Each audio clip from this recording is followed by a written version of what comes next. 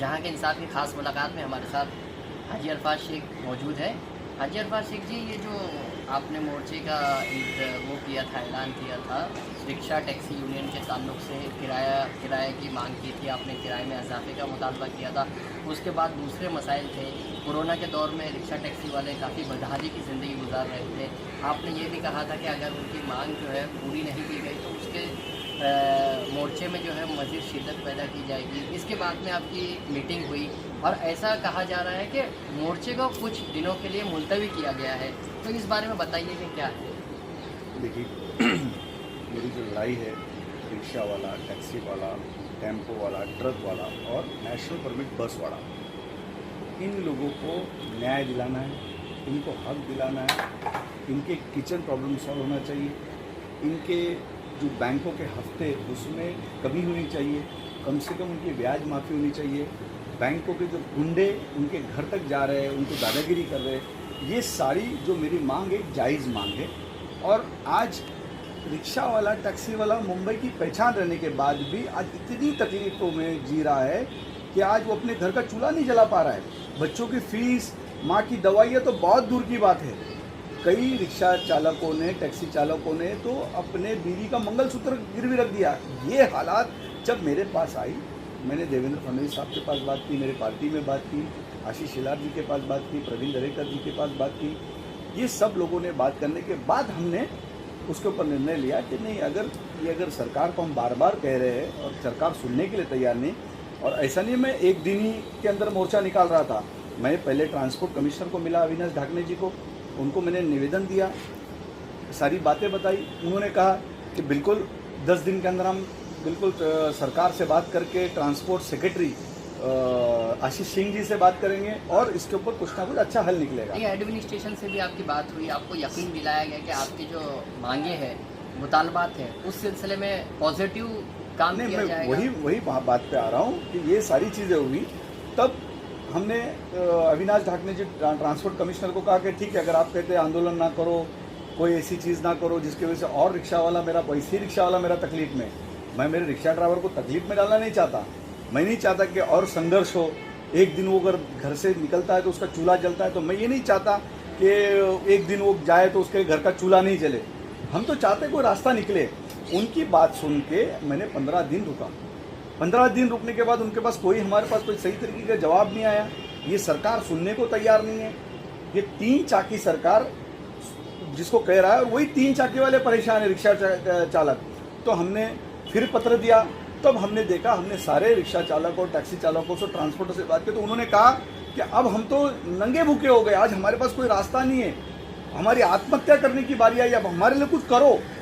तो सब उनकी मांग थी कि हम एक मशाल मोर्चा निकालेंगे, और उस मशाल मोर्चा में हम ऐसे ही नंगे, हमारे पास कुछ देने के लिए नहीं है, कुछ खरीदने के लिए नहीं है, कुछ चूल्हा जलाने के लिए नहीं है, हम अंडरवेयर के ऊपर रास्ते में, मतलब आप सोचो ये नौबत क्यों आई कि एक इंसान अपने कपड़े उतार कर रास्ते पे दौड़ने के लिए तैयार है। तो मतलब वो किस हालात में जी रहा है, ये सरकार को समझना चाहिए, शरद पवार जी को समझना चाहिए, ट्रांसपोर्ट मंत्री को समझना चाहिए, कांग्रेस की सरकार को समझना चाहिए। जब कॉमन मिनिमम प्रोग्राम आप बात करते तो इसमें कई मुस्लिम समाज के लोग रिक्शा चालक, टैक्सी चालक है, कई अल्पसंख्यक समाज के लोग हैं, उत्तर प्रदेश के लोग हैं। आप उत्तर प्रदेश की राजनीति करते हो, कांग्रेस इतनी बड़ी पार्टी है, भूल गए उत्तर प्रदेश के लोगों को? उत्तर प्रदेश का रिक्शा वाला, टैक्सी वाला, टेम्पो वाला इस रास्ते पे चल रहा है और इस संघर्ष में जी रहा है। कहाँ गई मदद की बातें? तो ये सारी बातें हुई तो हमने मशाल मोर्चा का ऐलान कर दिया, और उसके अंदर कम से कम कुछ नहीं तो 500 बसेस, यानी 25,000 लोग, नेशनल परमिट गाड़ियां वाले, 2000 rickshaw, 2000 taxi, tempo, truck, trailer, ये सारे लोग, कम से कम 25 से 30,000 लोग 11 तारीख को रास्ते पे संघर्ष करने के लिए उतरने वाले थे। और वो भी अंडरवेयर के अंदर 500-700 लोग रिक्शा चालक, टैक्सी चालक चलने वाले थे। उस दौरान के अंदर मुझे लॉ एंड ऑर्डर विश्वास नागरे पाटिल जी का फोन आया। उन्होंने बात की कि नहीं, इस तरीके से चीज़ नहीं होनी चाहिए। मुंबई पुलिस कमिश्नर के तरफ से बातचीत हम करेंगे। मुंबई कमिश्नर ने कहा कि ये सारी चीज़ें रास्ते पे ना होना चाहिए। ये हमारी बात की, उन्होंने तुरंत इसके ऊपर एक्शन लेना शुरू किया। वहाँ पे SB1 के एडिशनल CP कोल्ले साहब से बात हुई। कोल्ले साहब ने कहा कि नहीं, बिल्कुल इसके अंदर हम मेडिएटर का काम करेंगे, कोशिश करेंगे कि इन गरीबों को हमारे तरफ से भी अगर हम कोशिश करके न्याय दिलाएंगे, संघर्ष करना ये एक अलग बात है, वो एक पार्टी का निर्णय है, पार्टी की तरफ से सब कर सकते हैं। लेकिन अगर कोई बात हो सकती है, जैसे 15 दिन ट्रांसपोर्ट कमिश्नर को दिया, पुलिस को 4 दिन देना चाहिए, क्योंकि हम कल के कल बात कर सकते हैं, लेकिन सैटरडे आ गया, बीच में संडे आ गया और मंडे को आंदोलन था, तो कैसा करेंगे। तो हमने उनकी बात रखते हुए उन्होंने कहा हम मंगलवार के दिन हम ट्रांसपोर्ट कमिश्नर जी होने दो, आशीष सिंह जी होने दो और आपके 2 MLA, आप लोग आओ, आपकी बातें रखो और उसमें से कोई अच्छा रास्ता निकल जाए। तो हमने तुरंत देखा और मैंने देवेंद्र फडणवीस साहब से बात की कि ये सारी चीज़ मुंबई पुलिस कह रही है कि इस तरीके से किस तरीके से कोई रास्ता निकलने का रास्ता नजर आ रहा है, किरण नजर आ रही है। आज लॉ एंड ऑर्डर विश्वास नांगरे पाटिल ने एक उम्मीद की किरण जगाई। कैसा लगा कि नहीं, गरीबों के लिए कोई आगे बढ़ कर आया है, कोई रास्ते पे संघर्ष करना नहीं। हर हमको कोई शौक भी नहीं है रास्ता बंद करना, चक्का जाम करना, केसेस लेना, हमको सारी चीज मालूम कि मेरी जिंदगी संघर्ष में गई, आंदोलन में गई। मुझे आंदोलन कोई नया नहीं है मेरे लिए। आपको आंदोलनकारी लीडर भी कहा जाता है, इस तरह की भी चीजें आपके हमने देखा, काफी आपने सड़क से लेकर संसद तक और संसद से लेकर तमाम जगहों पर आंदोलन किया। तो आपके आंदोलन से एक हवा पैदा हो गई थी कि आंदोलन में कुछ इस तरह से गड़बड़ी होने का भी इम्कान था, इस तरह की भी रिपोर्ट्स आई थी। तो ऐसे में आपने जो बातचीत की एडमिनिस्ट्रेशन से, एडमिनिस्ट्रेशन ने आपको समझाया, तो आगे समझो आपके मसाइल का हल नहीं निकलता है, तो इसके आगे क्या होगा? नहीं, बिल्कुल देखो, संघर्ष करना हमारा अधिकार है। हम लोगों से संघर्ष करके हम उनको न्याय दिलाना हमारा अधिकार है। अगर इतना होने के बाद भी अगर ये सोई हुई सरकार नहीं जागी और इन गरीब रिक्शा टैक्सी ड्राइवर के लिए नहीं आए, तो ये मुंबई शहर के अंदर रहने वाला रिक्शा टैक्सी ड्राइवर वही उनको जवाब देगा। क्योंकि मैं उनकी आवाज़ बन के आया हूँ, मैं उन गरीबों की आवाज़ बन के आया हूँ। आज बैंकों के हफ्ते चढ़ गए, बैंकों के लोग दादागिरी कर रहे हैं, उनके घर में उनकी बीवी के, उनके बच्चों के हाथ पकड़ने की हिम्मत कर रहे। तो ये सरकार क्या कर रही है, किस सोई है, क्यों एक्शन नहीं ले रही है? सब चीज़ों पे एक्शन तो होना चाहिए। अगर इन लोगों ने एक्शन नहीं लिया तो उसका रिएक्शन तो होगा और रास्ते पे दिखेगा। तो मैं तो पहल किया, मैंने आज मुंबई पुलिस कमिश्नर जी की, लॉ एंड ऑर्डर जी की, विश्वास नांगरे पाटिल जी की और कोल्ले साहब की बात मानकर बिल्कुल हमने इसको रोका। और ख़ास तौर पर हमारे नेता देवेंद्र फडणवीस साहब ने कहा कि इस तरीके से अगर मुंबई पुलिस अगर करती तो उनका रिस्पेक्ट, उनका मान हमको रखना ही चाहिए।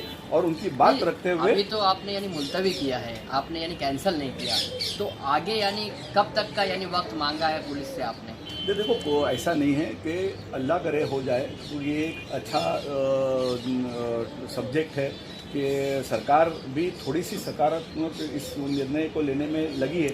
हम नहीं कह रहे कि इतना ही बढ़ना चाहिए, यही होना चाहिए, लेकिन हमारा मांग है कम से कम कुछ तो उनको राहत दे दो।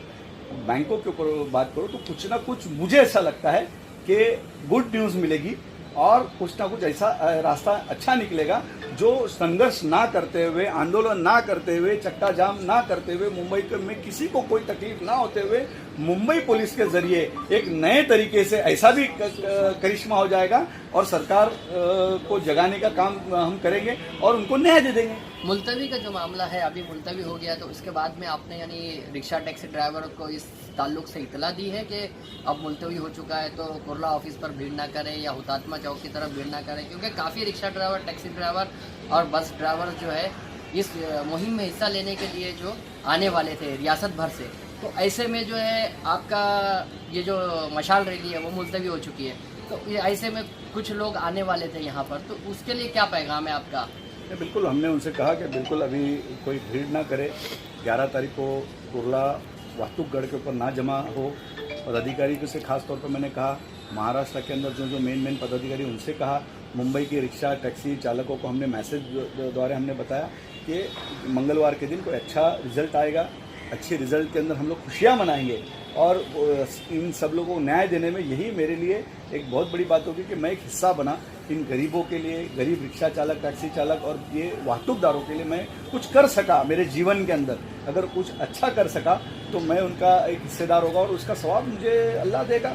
मैं कोशिश कर रहा हूँ और उनसे कहा कि मुझे लगता है एवरीथिंग इज़ पॉसिबल, करने वाला चाहिए, करने की क्षमता होनी चाहिए। अगर मैं हक्कुल यकीन रख के करूँगा तो उसमें अल्लाह की मदद आएगी। और मुझे यकीन है कि मंगलवार की मीटिंग में अच्छा रिजल्ट निकलेगा और अच्छा रिजल्ट के हाथ में हम खुशियाँ जश्न मनाएंगे। हम रिक्शा वाले, टैक्सी वाले, मुंबई के अंदर वाहतूकदार जश्न मनाएंगे। ये मैं इस उम्मीद से जा रहा हूँ। मैं नेगेटिव क्यों सोचूं कि नहीं होगा, कुछ ना कुछ अगर मुंबई पुलिस ने इसके अंदर हिस्सा लिया है और इसके अंदर बीच में आई है तो मुझे लगता है कि जरूर सरकार कहीं ना कहीं कोई बेहतर रास्ता उसमें निकालेंगे और विन विन सिचुएशन होगा और इन गरीबों को न्याय मिलेगा। ये थे हाजी अरफात जी, ये बता रहे थे कि रिक्शा टैक्सी वाले 11 जनवरी को कुर्ला वाहतूक ऑफिस पर भीड़ ना करें क्योंकि एहतजाज कुछ दिनों के लिए मुलतवी किया गया है और उन्हें उम्मीद है कि सरकार इस सिलसिले में मस्बत पहलू पर गौर करते हुए रिक्शा टैक्सी ड्राइवरों के मुतालबात को मंजूर कर लेगी।